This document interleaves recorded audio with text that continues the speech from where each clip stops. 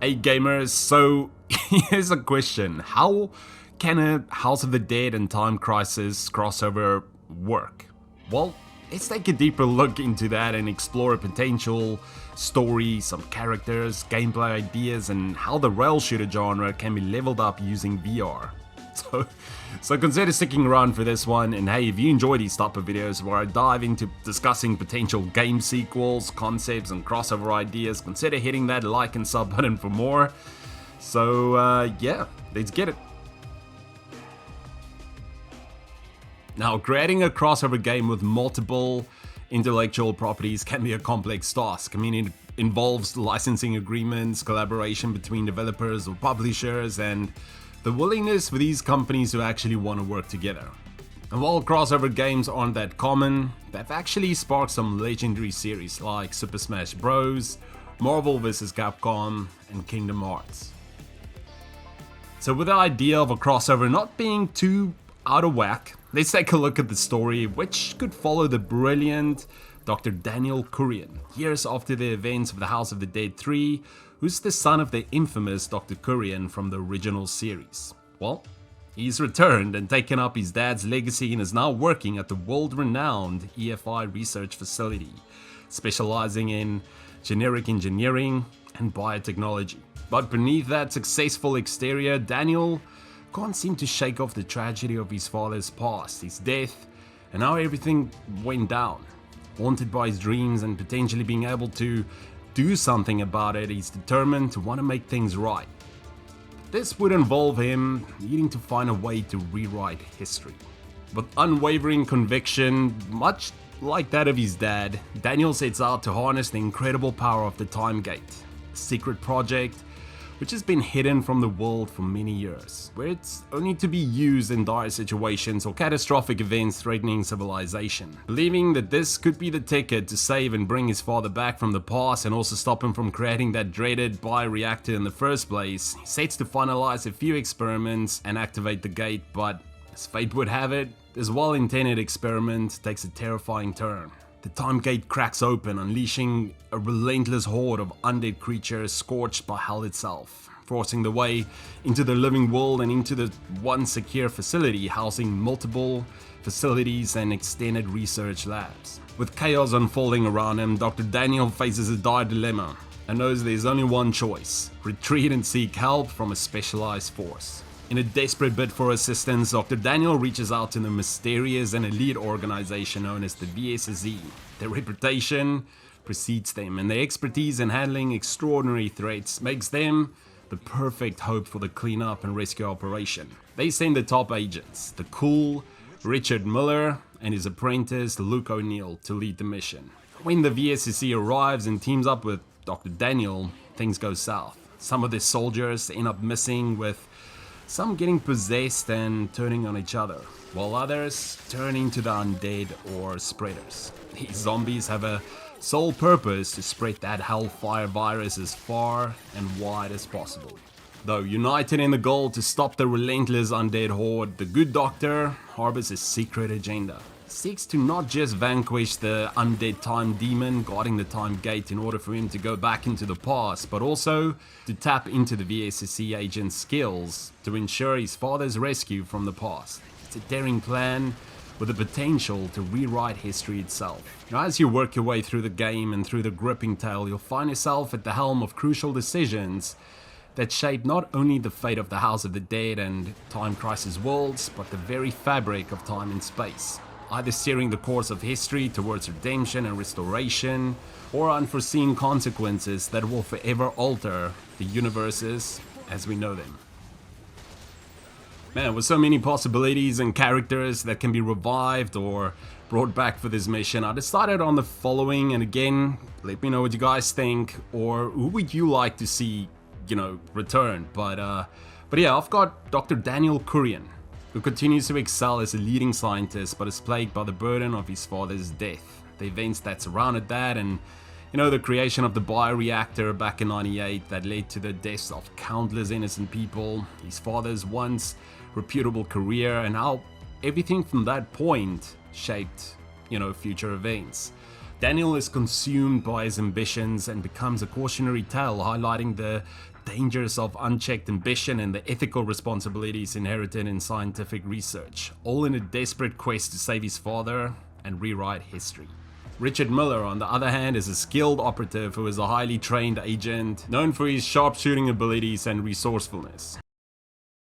In pursuit of justice and to protect lives, Richard Miller faces dangerous and formidable foes and has a strong sense of duty that is determined to bring down the criminal organizations and evil masterminds he encounters. This makes him a perfect pick as a mentor and one of the main characters, further pointing towards his bravery, quick thinking, and unwavering commitment to the mission.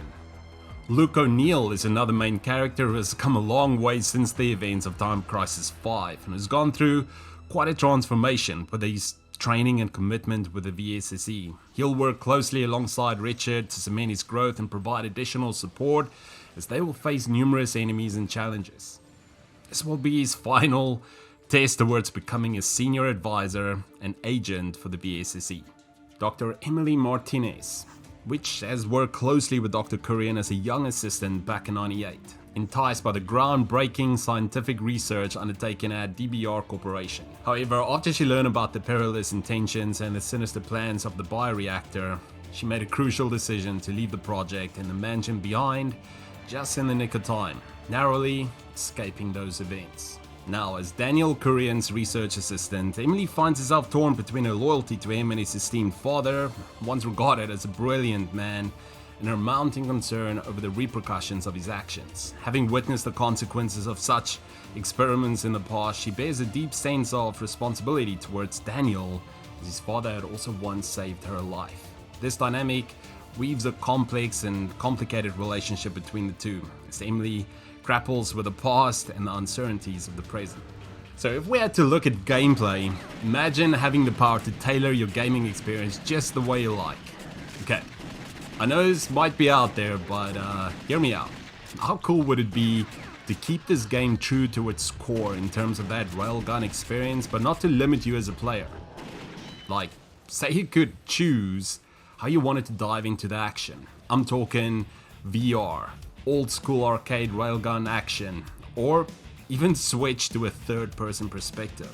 Well, even choose to combine all of these different experiences to finish the story. Perhaps giving you the option before you play every stage or chapter within the game. Man, I mean, even taking a look at VR with all of the technological advances, the graphical leaps, haptic feedback, these things can really take a game like this to the next level. Ducking, moving around, taking cover, all of this to help amp up that experience. The VR motion controllers, also bringing the aiming mechanics to life, making it feel like you're really in the game with weapon recoil and everything.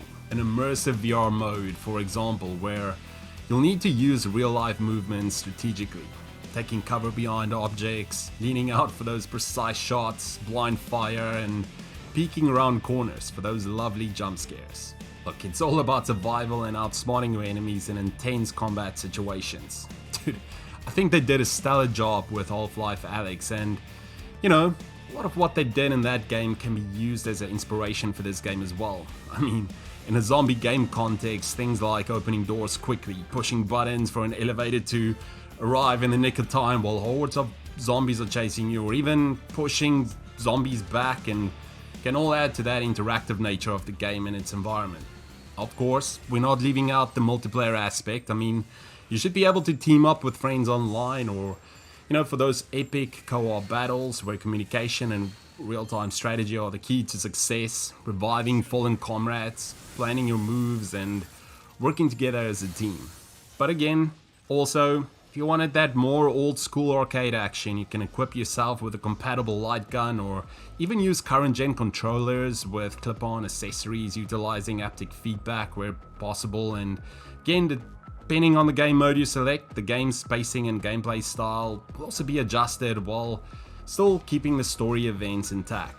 Now, as you progress through the game, you'll unlock customizations to supercharge your weapons. Things like virtual attachments like scopes, grips, and lasers can all ensure that you're ready for some action, while the game also will adapt to your shooting accuracy and performance, adjusting the difficulty just to help keep you level.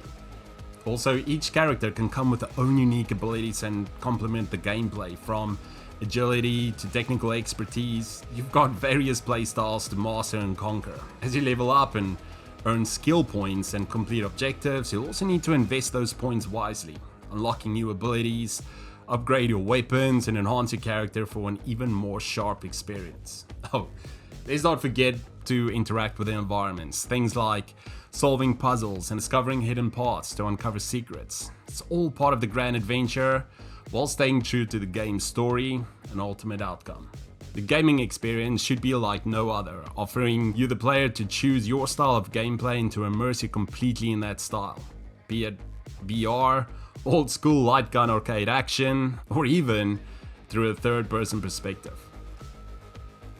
By merging some of these concepts, I believe these two classic franchises have the potential to experience a powerful resurgence. With some of these gameplay ideas, VR integration, and advanced railgun mechanics, I think it will breathe new life into the series, offering a fresh and immersive experience. But what do you guys think? Would you like to see these two franchises do a crossover? As always, let me know your thoughts in the comments below. There's so many possibilities out there, so many cool things, these franchises can do. But yeah, thank you so much for watching. If you did like this video and this type of stuff, consider giving this one a thumbs up and also hit that subscribe button. But thank you so much for supporting, and until next time, see ya.